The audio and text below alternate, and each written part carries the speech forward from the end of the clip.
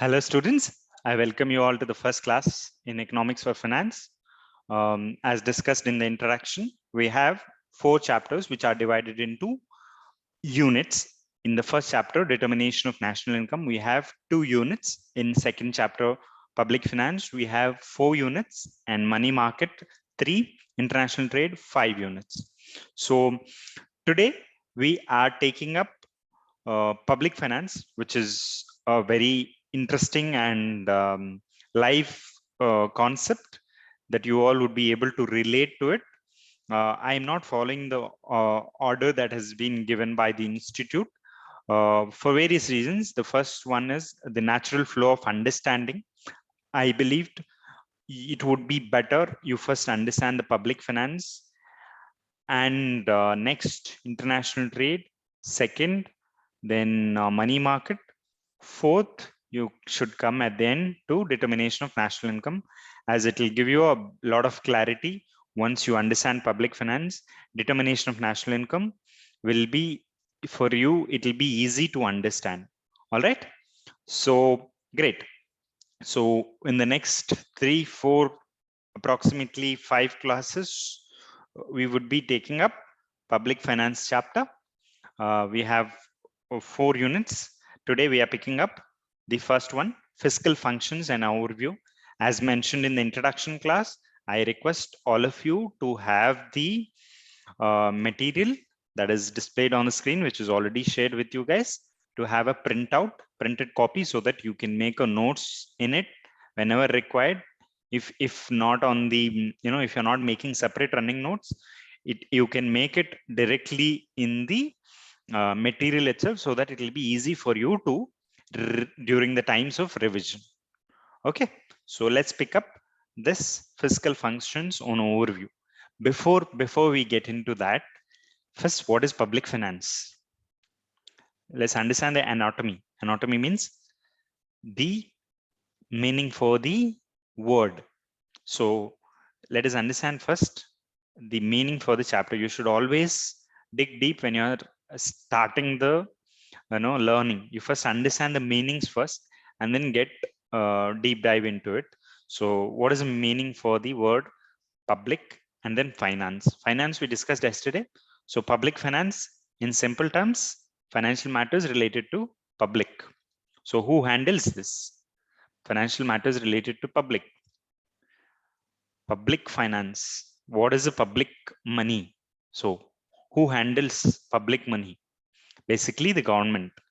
So public finance functions are managed by the governments, respective governments. In India, the government will manage the finance functions, right? Let us see the dictionary meaning for the word public finance. I just had this for you guys for an easy understanding. Just you must be wondering, why are we Googling it? The best way to learn, and nowadays, is whenever you don't know something, you must explore it, you must Google it, because this is a great opportunity. We must use it. When we were studying for CA, we do not have any soft copy concept, or we don't have any system for us at our disposal to search for meaning. You all are very fortunate. You would be able to utilize all the technology for good sake and make best use of it. So before we start, we just see the dictionary meaning of the word public finance, or the Google meaning, we can say it. So public finance is a study of the role of the government in economy. We'll just see the entire chapter that we are going to read. The first chapter, called fiscal functions, we're going to see the role of the government in an economy. All right, so I just gave you the chapter meaning. Now let us get into the meaning for the word fiscal functions for the unit fiscal functions. So what is a meaning for the word fiscal? Fiscal functions. Functions we all know. Fiscal, fiscal year, fiscal. So give a thought. As I said, I'm not going to explain it as this is a way, natural way to learn. So I just taking it from as is from the Google. Why I'm taking it, you will all need to learn how to utilize the Google. So I understand Google sometimes to throw out things that are unwanted, but definitely you can figure out whether it is wanted or unwanted. You would know which one could be trusted. With the limited utility, we all have that digital awareness. So definitely you will be able to understand it.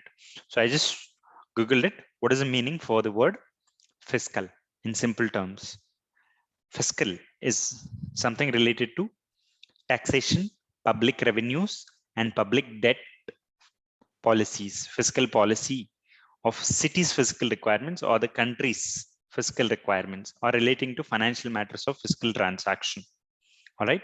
So basically, the fiscal functions is nothing but the functions of government relate,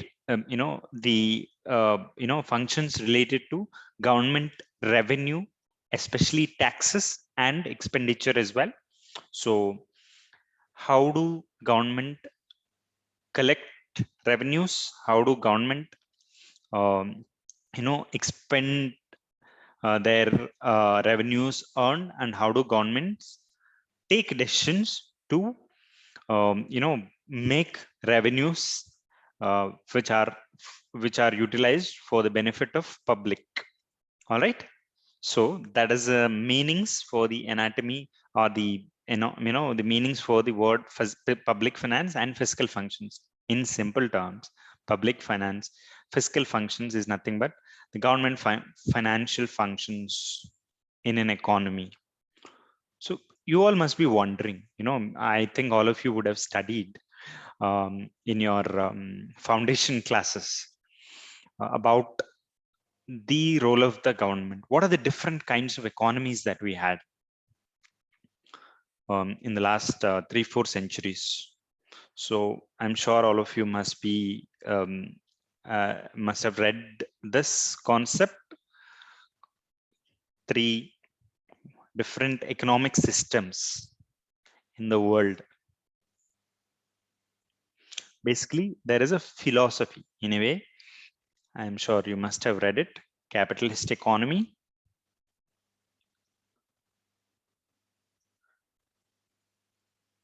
communist economy. This is all introduction. We will get into it. Third, mixed economy. So what is capitalist economy?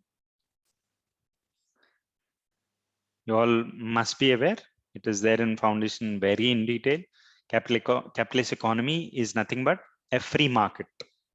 Free market. Absolutely no restrictions on trade. No restrictions on trade.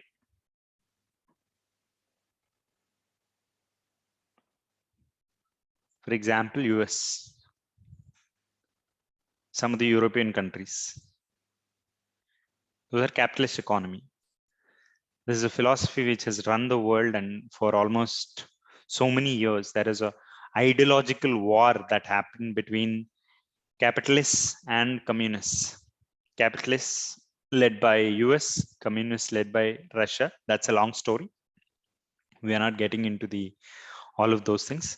So basically, the capitalist economy is market economy, free market economy. Government is not putting too many restrictions, right? Or in fact, no restrictions. That is called laissez-faire economy. Also, I'm sure you all must have heard. Let the markets decide. Let the markets decide what kind of goods should be produced. What are the kind of goods that people consume. Let the markets decide. Let the demand and supply decide how much of quantity that needs to be produced, what kind of goods that needs to be produced. You just leave. Government, you please don't intervene into it. The functions of production, distribution, all of it. Let the markets decide it in simple terms. So that is capitalist economy. As I'm sure the opposite of it, basically in the capitalist economy, the factors of production.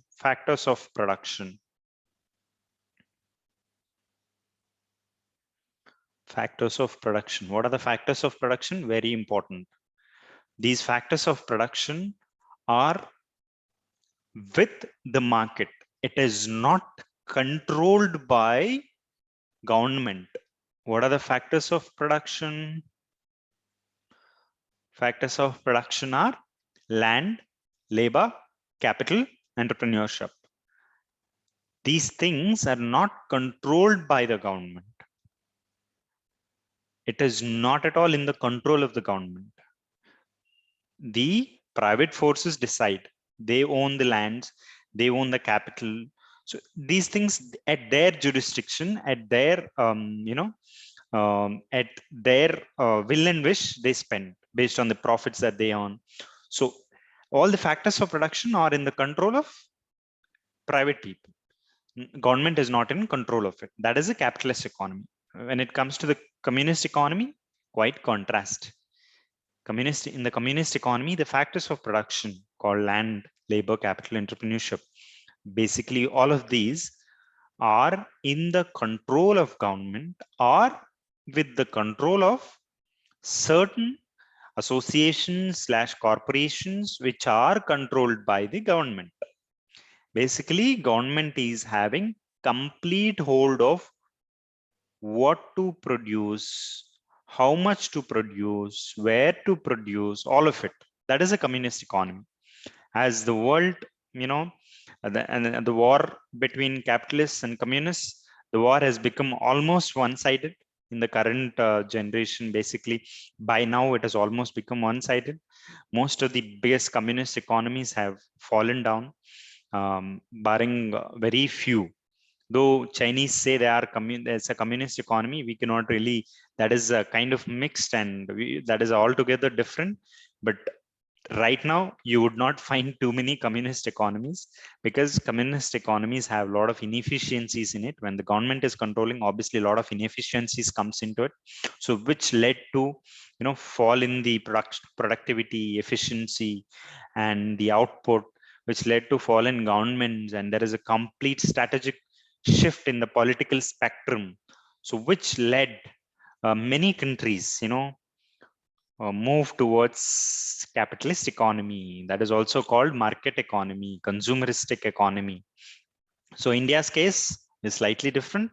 Yes, we are also moving, considering the current deep privatization that government is pushing. We are also moving in a way towards capitalist economy, but we don't officially say it. We are a mixed economy, wherein some of the things are still in the control of the government.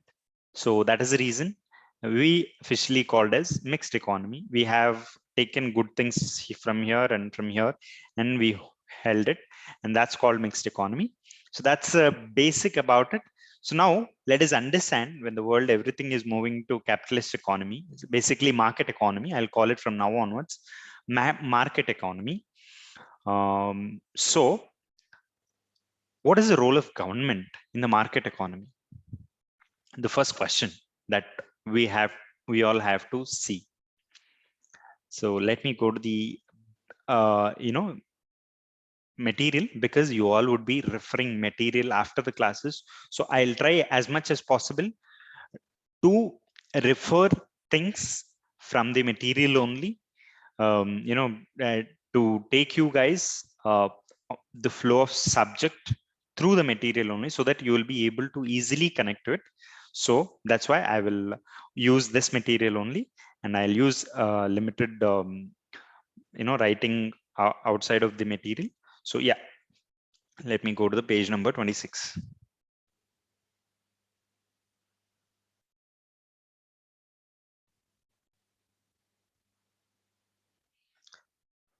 All right, the first question that we are talking about. Before that, fiscal functions and overview, let me give you a brief about, before you start the unit, you should have a bird's eye view. Basically, what is coming through in the particular unit, in the fiscal functions and overview. You all must have it. I had mentioned it in each unit, but in this unit I missed it. So for the interest of all of you, I have written it. So this is basically the overview. Fiscal functions, market economy, we were discussing about. Then we would be talking about briefly on market failures, and then the role of the government. What is the role of the government, and what are the different functions of the government? What are the different functions? Basically, all the functions can be classified into these three. So that is the bifurcation: allocation, distribution, stabilization. We will be going through in this unit all these steps one by one. All right. So this is a bird's eye view.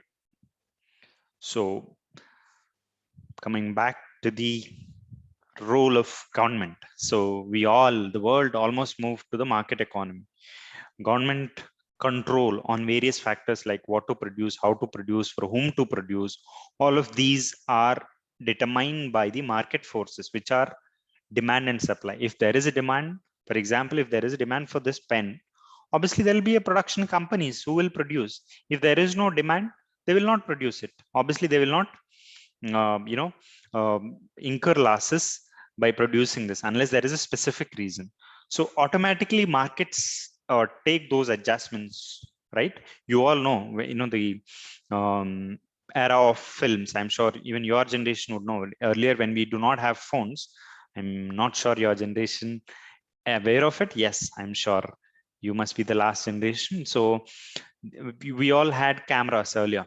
Even now we had, but now we had digital cameras. Earlier we have reel cameras, wherein you have to put the reel, and now those have become extinct, right?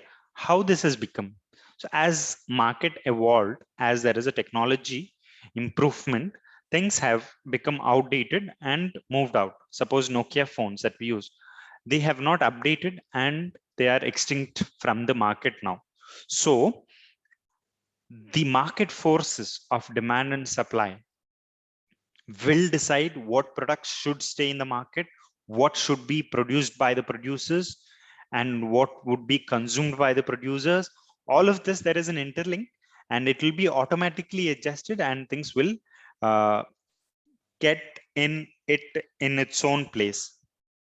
Government role is very limited. Government role is very limited. In fact, almost nil. That is what the market economy says. You please don't involve.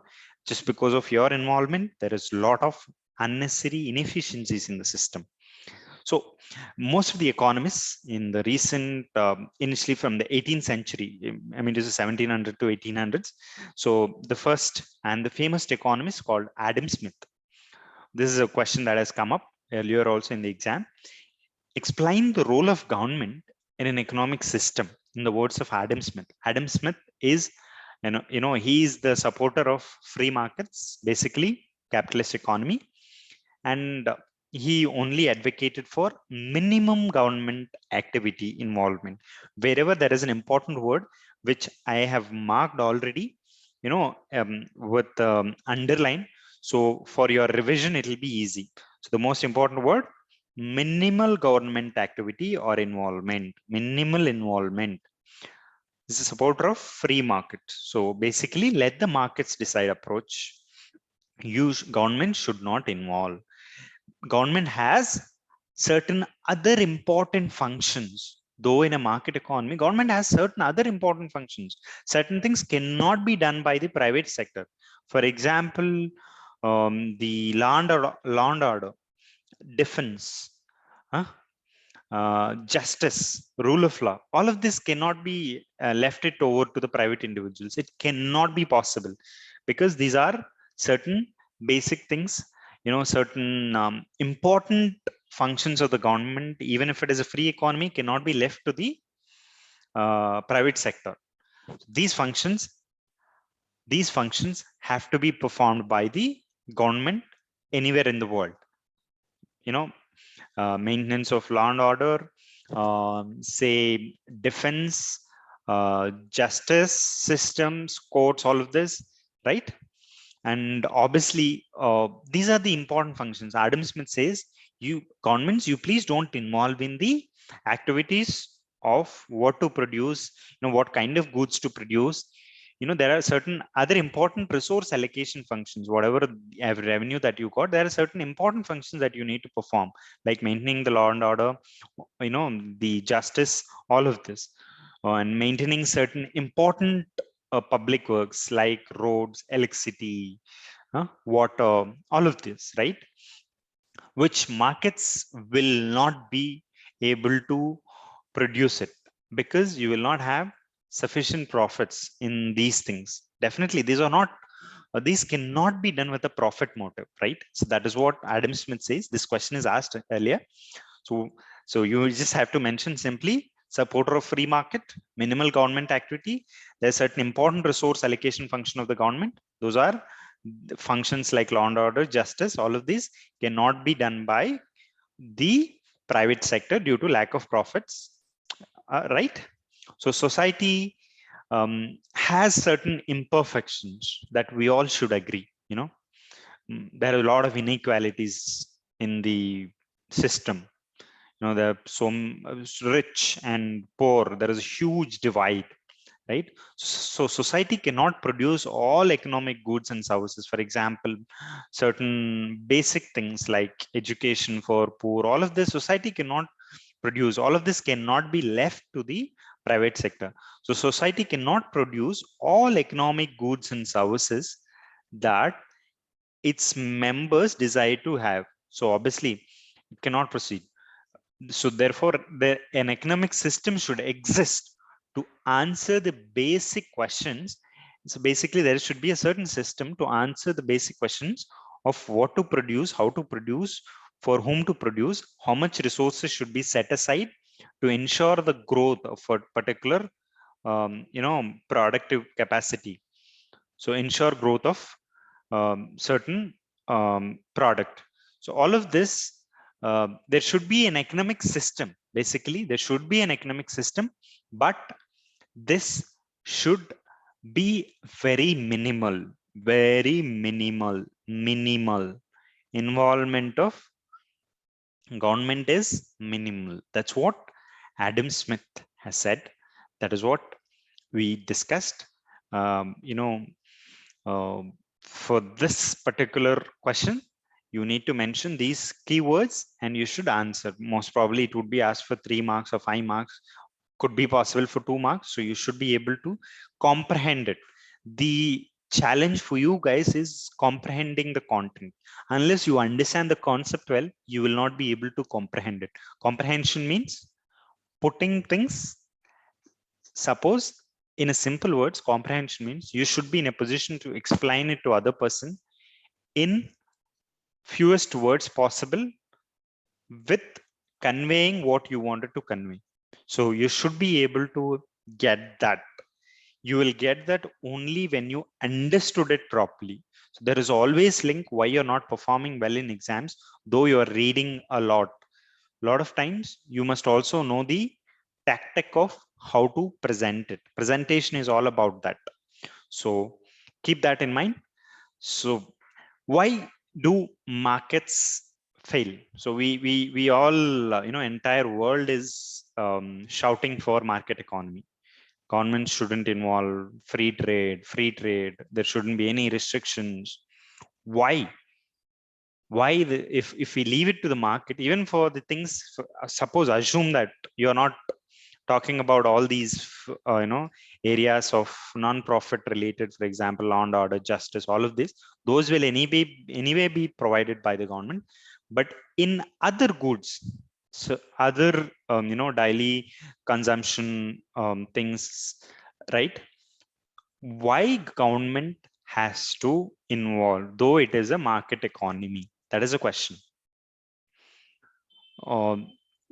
Because there will be a market failure due to various reasons. This itself is the second chapter for us. If you notice, market failure is a second unit in this chapter called public finance. We will discuss in detail. Markets do fail. It's a simple example that I'll give it to you. There'll be many times, the prices of onion, we would have seen, all of a sudden it would reach kg 150, 200 rupees. At times It will go at kg 20 rupees, 10 rupees also. Why there is such a huge fluctuation in one product in a matter of 2-3 months? How is that possible? Just think about it. So there is somebody who is manipulating the market, right? So markets, are vulnerable to those such manipulations that could be due to 4 or 5 important reasons that we will study in the next chapter. But definitely markets in the free economy will fail. It will not always work simply based on the demand and supply. There will be some other factors which will also decide, and it will make these products not reachable to the public. For example, certain essential commodities like onion. So onions are very important. So if that is not available to the general public, certain important food item. So obviously these things government should have control whenever situations go beyond a point, right? So what is the role of the government in a free market economy? There are this is one example that I basically that falls under this stabilization. So stabilization, when the market goes undue fluctuations, so government will immediately, what generally do is there is an act called Essential Commodities Act, ESMA. It is called Essential Commodities Act, ESMA. Under this, government will put a blanket thing saying, boss, no one should export onion for so and so months. 2-3 months, nobody from India, there wouldn't be any exports. Why? Because we need to serve the local people. Certainly there is no need. So nobody can export onion. And second, they put price tag. You should not sell beyond this price. For example, during the times of COVID, government has what they've done. They put cap on the price that should be charged on certain medical items. For example, remdesivir injections. So they put certain cap. You should not charge beyond this. So these all are the things the government has to involve at certain situations. COVID, I assume it. I believe, I consider it as exceptional scenario. But in normal cases of onion, so that is a function that government do perform. In general, they don't intervene in the market, right? They don't see how much of onion is produced and what should be the flow and where should be produced. All of that is not controlled by the government. When there is a situation which is really becoming problematic, yes, that's when the government involved. That is one of the functions that's called stabilization functions. So what I wanted to say, what I wanted to convey is markets do fail very often. In fact, not rare, it happens very often. So the next question is about role of government in a market economy. He's another economist called Richard Musgrave. So he's a 20th century economist. So he has given this classification called allocation, distribution, redistribution, macroeconomic stabilization. The stabilization example that I already gave. We will discuss each one separately in detail. All right. So this is the role of government in a market economy given by this. Don't confuse. This is given by Richard Musgrave. He just gave these 3 classifications: allocation, redistribution, and stabilization functions. And on top, he said government has a limited role and government needs to do certain important allocation functions called certain important functions in the areas of defense, law and order, justice. So most of the essence of it is similar. What is explained by Richard Musgrave and what is told by Adam Smith, they both advocated for free economy, with certain riders. All right, great. So we've already discussed the next question also. I just wanted to show you guys.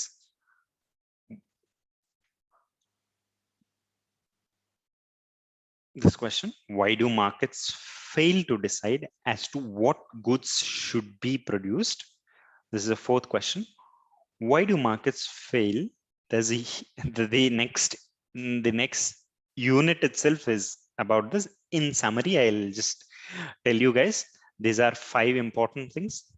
Imperfect competitions, we all know. For example, there is not much of competition in the market. For example, assume in the cab segment, there's only Ola, Uber, right? Earlier there used to be many. Okay, there were times when the ride happens even for 50 rupees in a car for 10 kilometers. That is the rate of, that's the rate that they charged. Initially, for various other, reasons they had that time to capture the market. But having the monopoly or duopoly, having 2 competitors, it's called duopoly. Monopoly is like one. So when you have one, obviously they decide everything. So where to produce, for example, oil, most of the oil is produced from the OPEC countries. OPEC countries, mostly from Middle East, led by Saudi Arabia. So they decide how much quantity should be produced, how much of oil should be extracted, how much of quantity should be sold. Everything they decide, because they are almost a kind of monopoly. Nobody can, in fact, question. They are such a dominant power. So they decide sometimes all of a sudden to cut down the production, and immediately the prices of oil will go high, and sometimes they reduce and the prices will fall. That's a problem with monopoly. So when the monopoly powers are there in the system, they will easily manipulate and they will extract so much from the public. So that is one of the important thing: imperfect competition and presence of monopoly leading to misallocation of resources. That is what is market failure is all about. Typically fail to provide certain collective goods. Obviously we discussed this: electricity, police, water. By nature they are very common, and these are needed for everyone, rich, poor, there is no difference. Everyone need water. So these things cannot be cannot be given to private sector. Definitely there will be fail, because private sector will look for profit. They will not supply to the areas which are far away from the cities, for example electricity. So those things they will not do it, because the construction of the lines will involve a huge cost. They will not be able to recover it in 15-20 years also. Why would private sector will get into it? Obviously no. So yeah, this is one of the reason markets typically fail to provide collective goods. Then this is another thing that I will cover it in the next unit: externalities. For example, I'll just give you with an example, you will understand it in the next unit. Pollution, certain things which are not factored by the private sector. They really excess produce it, and which create a lot of pollution and other issues. Private sector, they will not be rational. They will only go with a profit motive, and that will create a lot of other problems, right? And then of course imperfect information. We don't know if proper information is not shared with the public, so they will not be able to take a rational decision whether to buy or not, right? So we all, unless we have a information about this product, how would I be able to buy this? For example, this product is there, I need a pen. I googled it and I checked for this, and I checked the specs of this product, and then I have taken a decision to buy this. I compared with other products and then I bought it, and I'm using it. So if we don't have that information, obviously we do take a wrong decision of buying it. So that is one. And inequalities, as I said in the income and wealth. In India, as we all know, there's filthy rich people and very poor people. So we need, as a government, it has certain basic responsibility to serve everybody. So certain things, these inequalities would cause, certain goods will be only accessed by certain, even basic goods can only be accessed by the elite or the rich people. So that shouldn't happen. So obviously markets have all these inherent issues. So everything, every aspect of production, distribution, allocation cannot be left freely to the private sector or to the market. So there is a high chance that it will fail. All right. So why do markets fail? That is these are the 5 important reasons. The next question that I have is, why should government perform? That is something we will cover it. Uh, Resource allocation, I'll come up later. So why should government perform allocation function in an economy? As we understood from the top, certainly you would have got an idea by now why government should perform an allocation function. There are 3 important functions we discussed. We'll slowly pick up one by one. Allocation function, all the functions of government, you take any function that government do with respect, for example, midday meals. What is that? Distribution function, distribution of resources, right? Or take any other stabilization. I gave already example. We'll discuss allocation also. So any function that government do can be fit into these 3: allocation, redistribution / distribution, stabilization. All right. So let us understand why government should perform allocation function in an economy. Unless government don't intervene, market failures do occur, that we discussed already. Resources are likely to be misallocated by too much production or underproduction. It could be both. For example, if government don't involve in production of certain, food items, say the farmers, without having the right information, sometimes they overproduce it. What would happen? Eventually they all will incur losses. The government do give certain guidelines, information that please don't uh, you know uh, you please don't have this crop for this year. So they do give certain guidance. So without having the government intervention for certain things, it will be difficult. The resources will be misallocated. We will discuss very detail in the next unit, market failure and government interventions to correct market failure. This is a kind of summary that we are discussing. The allocation responsibility of government involves suitable corrective actions, right? Suitable corrective actions. So government will take, I told you the example of ESMA, Essential Commodities Act. Under that act, they decide a price of a commodity. So when private markets, they're not able to do it. Markets are not able to provide those goods to the people at reasonable rates. So government put on sanitizers during COVID, they put a restriction on saying this much price should be sold. You should not sell beyond this price. So those kind of things, right?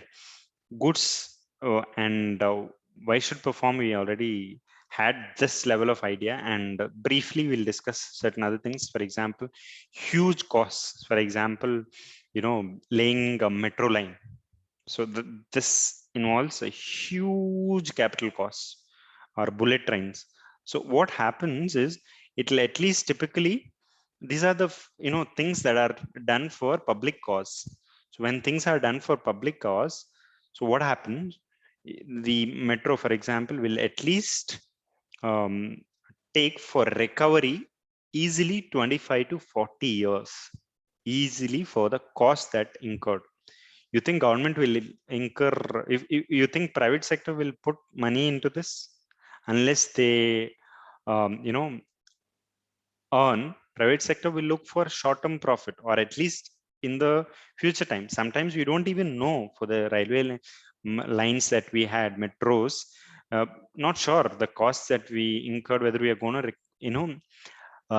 recoup it. Governments may not be able to recoup it in the next 50, 60 years also, but these all are certain projects which improves the lifestyle of the people.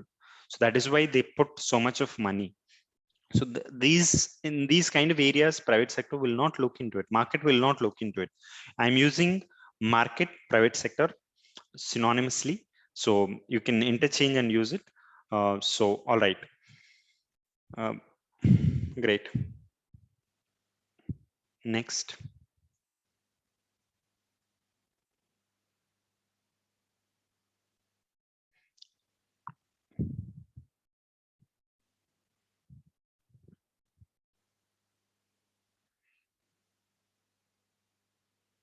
Certain merit goods which are greatly beneficial to the society. For example, public libraries, midday meals, all of these are greatly beneficial to the society. You know, the scheme of midday meals. This was a really successful thing in India because in early days, a lot of times people, the families, in rural areas especially, they would not be able to send their children to the school because uh, one, during the lunchtime there will be no one at home. Second, there will not be much of food most of the times, so they will not be able to send the kid to the school. They would assume that if he comes to the field, farm, or wherever, he would at least earn some money so that they all can eat. That's how they used to see. But after introduction of this scheme by the government, there is a certain shift in the mindsets of people, though they are genuinely wanted their kid to study, but due to their economic conditions, they're not able to send their kid to the school. With this, to an extent, it improves. So these kind of things cannot be done by the market, right? And second, provision of public goods. And the third point that we are discussing, total resources of economy are divided among various uses, and optimum mix that can only be done by the government. So government cannot think only with the profit motive. So certainly they think with objective which is not beyond profit for various things. We all know there are a lot of schemes that are run by now various governments. For example, a scheme called PM Kisan, wherein the central government deposit money directly into the uh, bank accounts of farmers. PM Kisan and pension schemes, all of this. So these things cannot be left it, right? So the allocation of the taxation money that government get, they are the best people to decide it. We cannot leave it to the, we cannot give it to the market. All right, excellent. That's about the allocation functions. So how do government perform this allocation function? We'll just go a bit more in detail. All right. All right. Let us understand how, till now we understood why government needs to do a resource allocation. We understood till now why government needs to do a resource allocation. Let us understand how government do this resource allocation function. How do they do? This can be divided into two ways. We can subdivide it. Resource allocation function, government can do it in direct and indirect way. Resources allocation means, so assume power, electricity. So these things, huge capital involvement. So government would directly produce. Still, in India, most of the power that we consumed is produced by the government. Government directly produce it. They don't bother about much about private sector. Government directly produce it and distribute it, right? So the government produce it because it's a very important thing. You don't want to take a chance with private sector. And there is another way government can do also. There are a lot of other indirect ways that government can do. One is influencing market in producing such goods. For example, giving subsidies, incentives, saying tax exemption for people who are establishing wind power projects in a remote area. So what here government is doing, indirectly influencing it, right? Indirectly influencing the resource allocation, right? So basically, if it is saying, if you establish anyone in the market, if you establish a wind power plant in certain areas, you will be given tax exemption, tax holidays on the earnings that you made, or say your power will be directly purchased by government through PPAs, power purchase agreements. That's another area. So government will directly produce. You don't worry. Government will directly buy it from you guys. You don't worry about it. We will buy it. You are starting a power plant there. It's fine. You start it. We will buy it from you at a particular rate, blanket rate. So that is the kind of ready-made buyer is available, and people who have money and companies which are in this segment, they start power plants. So that's how private sector also now involved in power generation. This is an indirect way of influencing. In third way, indirectly, is putting various competitive policies, right? For example, there is no way that one producer should command the price for anything. Competition Commission of India, all of you must be aware of it. So there is a Competition Act. So Competition of Commission of India is there. If there are any monopoly trade practices, Competition Commission of India will act on it. They put heavy penalties on it. And some, for example, when there is a merger of Flipkart with Walmart, there is a huge scrutiny about whether it is going to create a kind of monopoly in the market. There was a discussion because in the Walmart, there were also investments from Amazon. So there is a huge discussion around, you know, or say scrutiny around acquisition of acquisition of Flipkart by Walmart. So there is always there is a way indirectly, instead of indirectly, government also under indirectly influencing. Second, directly is putting certain norms basically, and third, putting certain license requirements under indirect license requirements, right? Then there are few more. Yeah, we discussed here direct production, influencing the private allocation, influencing allocation through competition policies, merger policies, etc. And then regulating it, regulating the sector. For example, they should not indulge in unfair trade practices. So putting certain restrictions, for example, licensing. So if you wanted to establish a power plant, you first get license from the state government. You must get it. You should get various clearances with respect to environment, labor, all of these, and then you must get a license and certain minimum wages that needs to be followed. All of these will impact their cost of productions will go high, the qualities will go high, the product qualities will go high. For example, in pharma, there's certain bare minimum standards that are set by the government. And then government sets legal and administrative frameworks. Yes, we all know government will also set certain admin frameworks. For example, in the pharma industry, they say you should have uh, so and so controls with respect to your stocks, with respect to your cleanliness, all of it. And then any mixture of above techniques, right? We can simply divide it how government do the resource allocation function: direct, indirect. Direct way, directly producing it; indirect way, influencing the production; third,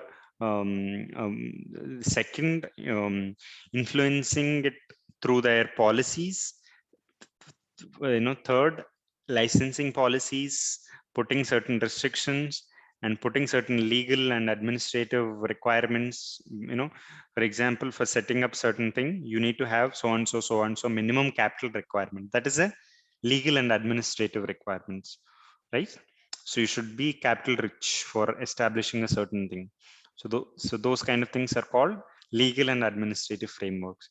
You can note down whenever I'm giving examples next to it, so that you will be able to remember it when you're revising it. So always have examples for each point, so that it will be easy for you during your revisions and subsequently in the exams.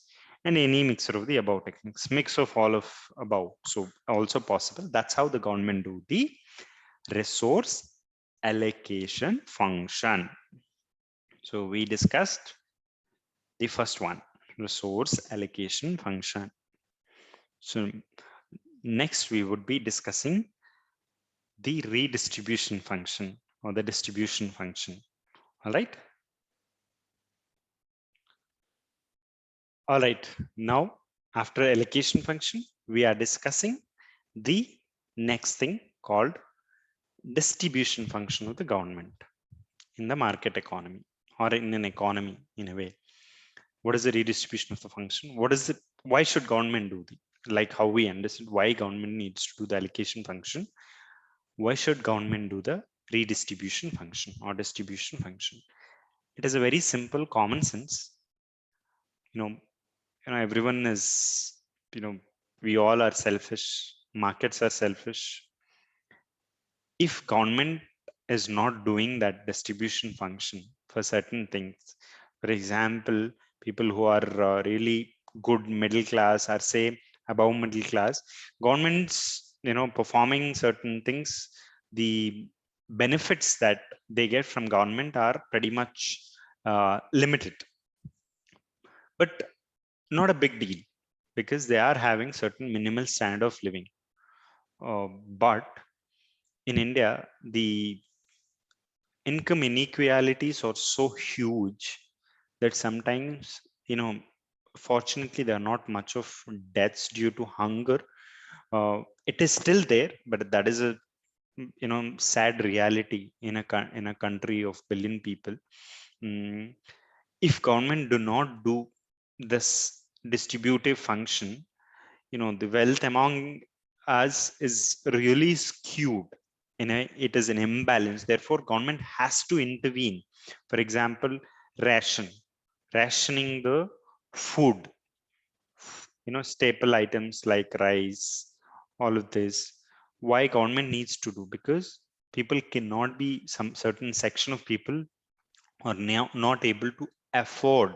So that is why government involve and do this for basically, eh, obviously, to give a certain minimal standard of living to the people, to give a general perspective. Why we need to perform, we will see, to give a certain minimal standard of living, right? So basically, the budgets that every year governments do is all about, they allocate, money that they get to different schemes, right? So that is basically the distribution function that government with budget is a classic example, right? So we understood now why government needs to do it. Let us see what is the objectives that government has, by doing this. What are the objectives? What are the objectives that government wants to achieve by doing the redistribution, the distribution function? All right. Why government needs to do the distribution function? What are the aims basically? the objectives, we understood equitable distribution of societal output. I'm sure all of you know the meaning for the word equitable. Let me tell you, it's very important word. You will come across many times. Equal. Here, the word equal is not used. Equal distribution. Equal means everyone is getting in equal proportion. That is called equal. There is no difference. Equitable means you are giving certain amount to certain people. You are not giving to certain people. So you are giving ration to a certain section of people who are really poor, below poverty line. You're not giving to the people who are really earning certain amount. You know, to match these people with them, you are giving that ration. It doesn't mean that, you know, government is unfair with middle class. Bringing them to have certain basics at home, that is called equitable distribution. You are getting zero, but someone next on your street is getting a ration. It doesn't mean government is unfair. Government is trying to give them certain playing ground. For example, the concept of reservations is all about it. There is a huge never-ending debate on reservations, but reservations is all about that. You know, there the exploitation is real in country, undoubtedly, but how do we put them on equal ground? You know, from that, you know, the reservation concept has come up. So giving certain reservation so that they can you know, take up those and they can become equal, right? So that is the concept of equitable distribution. Equitable distribution of societal output, of course, for advancing well-being of the members who are suffering from deprivation, for example, poor, old, disabled, for all of them, providing equality in income, providing security for the people. All of these, you know, part of the distribution function, ensuring everyone enjoys minimal standard of living. That, in fact, this would be the objective for government doing the distributive functions. All right. So let's see the examples. I gave so many examples, but a few. For example, the taxation policies. Say people who are earning more than, say, 3 lakhs or 5 lakhs will be taxed, not people below that. So that is a progressive taxation. The more you earn, the more you will be taxed, right? So then proceeds from that will be used for people who are, you know, really poor. And then reservations, that example that I gave. And then next is about regulation of manufacture and sale of certain products to ensure health and well-being of customers. You know, irresponsible production of certain things is dangerous, right?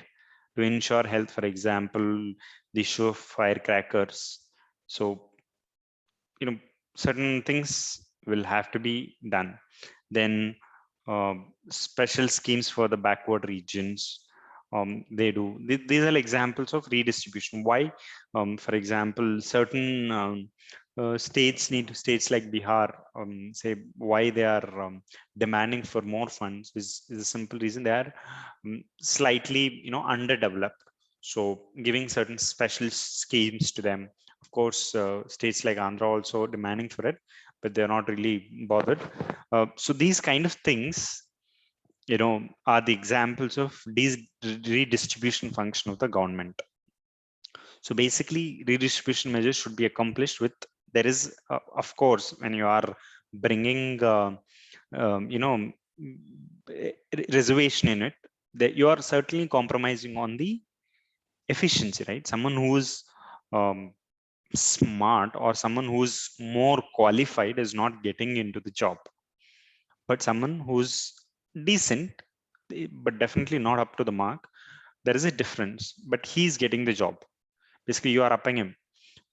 This should happen with certain minimal inefficiency. There'll be certain inefficiency that is there, but it is required to bring society on equal plane, right? So these all are the things that government do.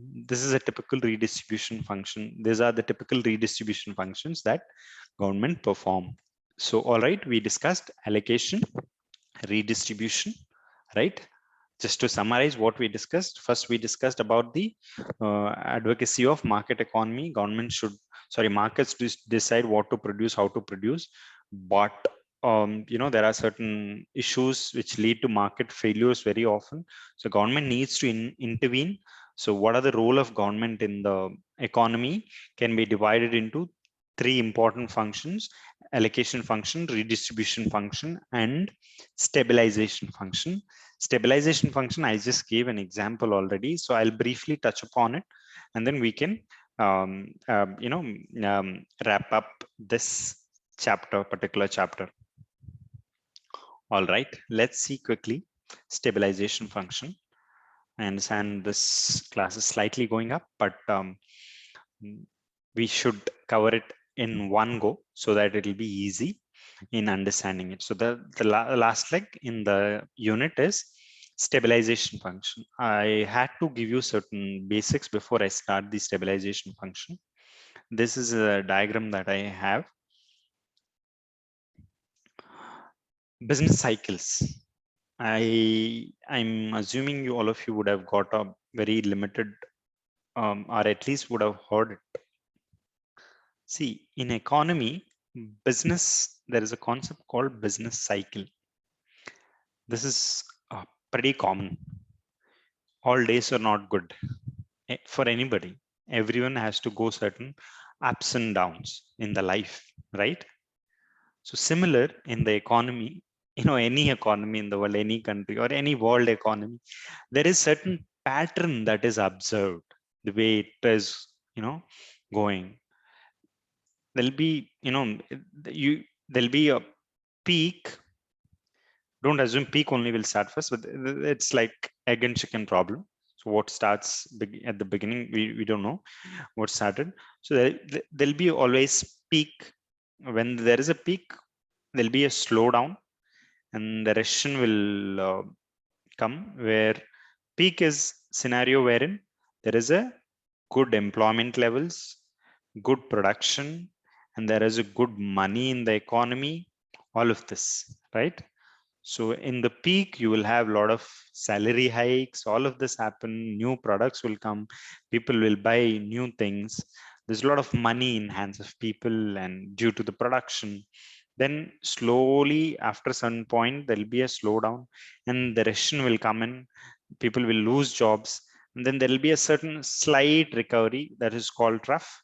And then there will be a good recovery that is called recovery, and then once it is recovered after a few years it will again go peak, and again recession will come. This is a natural phenomenon, nobody can change this. It all depends like how many years the peak is there, how many years the recession is there.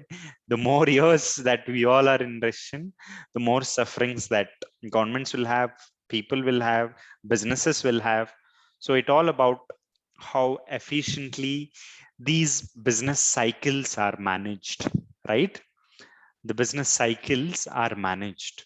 Basically, how anything too much is not good.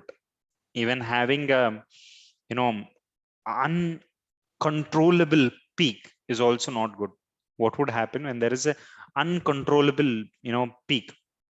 Obviously in the economy there will be a huge inflation, people will have a lot of money, and there'll be huge inflation in the economy, and certain segments of people will be left out.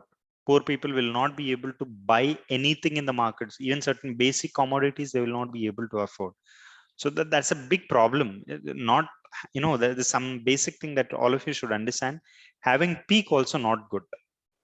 I mean, all the times economy is booming, that is also not good. It is also a danger signal for the government. So government also will have a target of inflation, so they should have this inflation check. If this is not there, certain section or major section of the people will be away from the market. That will be a very dangerous scenario. That is actually will lead to a recession a lot of times. But yeah, so government will be concerned in both scenarios, even having a highest peaks and even during the recession, of course, is a big problem. So what is the role of government in a market economy? Stabilization function. So basically government needs to ensure there are not too many fluctuations in the economy. That is more important. That is all about stabilization function. The example that I gave for a particular product called onion, moving too much up and down is not good. Please have certain consistent rate.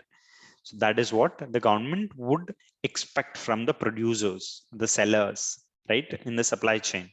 So similar for any other product or any other service. All right. So what government typically do the service stabilization function. We understood why government needs to do stabilization function.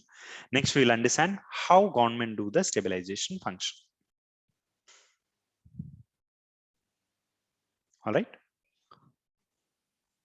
All right. The stabilization function is concerned with performance of aggregate economy. We discussed in terms of prices, employment, capital utilization, overall output, income levels, right? The rate of economic growth, we've already briefly discussed. So these are the function, stabilization function of government is concerned with following factors in the economy, basically employment, capital utilization, output, income, price levels, balance of international payments. That is the fourth chapter. International payments, foreign currency inflows, outflows. That is so important for the stabilization of economy. The growth that economy is registering. All of these things, government always keep a check. Always keep a check. Always have a close monitoring. All right, very important. Actually, the most of things that government work, most of the policies that government come up with will revolve around these 5 things: employment, capital utilization, output, income levels, price levels, international payments, the rate of economic growth. Whatever government do, you can just find government is doing to address any of these 5 things. All right. So the government, how the government do it? How government do it? Let us understand how government do the stabilization of economy. It is a very, very elaborative. Briefly, I'll tell you, because every concept is a separate unit for us. So that is why government can do stabilization functions. Government intervene and stabilize the economy through their policies. Government policies related to finance can be divided into monetary policy. These are big words. We'll discuss it. Monetary policy is there in chapter 3, which is managed by RBI on behalf of the government, and fiscal policy, which is directly done by government. Fiscal policy is the 4th unit in this chapter 2. So monetary policies, basically the interest rates in the economy, the size of the money supply in the economy, how much money is there in the circulation, all of it, the policies related to it, the inflation in the economy, all of it will fall under monetary policy. Monetary policy will always have a singular objective of controlling the size of the economy, size of money supply and interest rates in the economy. Why interest rates and money supply matters? Those would affect consumption, prices, investments. So important. How much money is there in the market is such an important thing. And what is the interest rate in the market is so important, because if there is a higher interest rates for the loans that businesses take, definitely the investments will be lower. When there is lower investment, there'll be a low employment opportunities. All of it are very much interlinked. So government through their monetary policy decisions, sometimes RBI, announce change in interest rates, change in certain benchmark rates. So these all are things through which government influence the money supply, RBI influence the money supply in the economy. All right, those are monetary policies. Next, fiscal policies.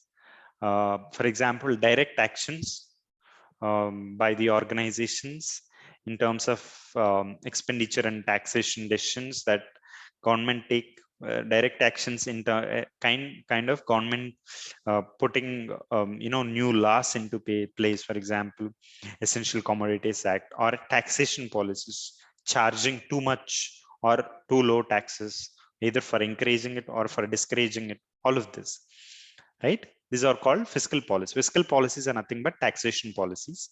So yeah, during recessions, government tries to increase its expenditure. I'll explain it in detail.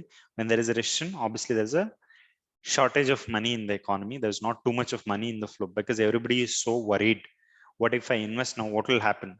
So that is a scenario wherein people will not put so much of money out. So in those scenarios, government has no other choice but to pump certain money into the economy by taking up certain extra expenditure. For example, giving free goods. I mean to say, sorry, free ration to the people, or for example, incurring so much of extra expenditure on the public infrastructure project so that the money will flow into the economy, or cutting down the taxes so that there'll be a high disposable income, people will spend on it. So when there is a recession, obviously government increase their expenditure. When there is a peak, or when there is a good growth, government generally try and control inflation, all of this through their expenditure and tax policies. So that those are called stabilization functions. Fiscal functions, just to summarize how the stabilization functions can be divided: monetary policy decisions, fiscal policy decisions. Monetary policy decisions are managed by RBI, fiscal policy decisions are managed by government. Monetary policy decisions, for example, with respect to monetary policy with respect to interest rates and supply of money in the economy, how much money is there in the economy. Monetary policy decisions influence these things and eventually adjust, which will help people and in the phases of recovery and high growth. Right? Fiscal policies, we know taxation policies of government and the expenditure policies of the government, incomes as well as expenditure policies of the government. All right, with this, we are done with, in a way, with the unit one of chapter 2, public finance, fiscal functions, an overview, fiscal functions, an overview only. But this is so important because we are a lot of points that we discussed today, a lot of points that we discussed in today's class. We all will be reading it in detail. For example, market failures, you have a separate chapter. Government interventions to correct market failure is a separate chapter in this, separate unit in this chapter only. And you have monetary policy, fiscal policy. All of these are all together different units, but have certain basic idea, or by understanding this unit, so you will be able to easily flow into those units next time onwards. All right, I hope it is exciting and interesting for all of you. Please reach out to me if you have any questions related to the subject, and thank you all. Have a good day.